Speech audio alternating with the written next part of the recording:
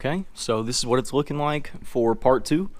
We have both of these sections poured, and you know, this one was a little low as we were doing it, so we have that to I came to the conclusion actually that, you know, right by about the third slab I started to realize that rather than trying to focus so much about it being, you know, really flat, kind of like this one was, and that one too, rather than trying so hard to make it flat, what I can do is just pour it, you know, get a really solid thing going on, right? You know, don't worry too much about floating it and all that stuff because, you know, it is in sections. I can grind down, but like a lot of this stuff is overflow from the first section, you know, getting poured, and then the second section getting poured.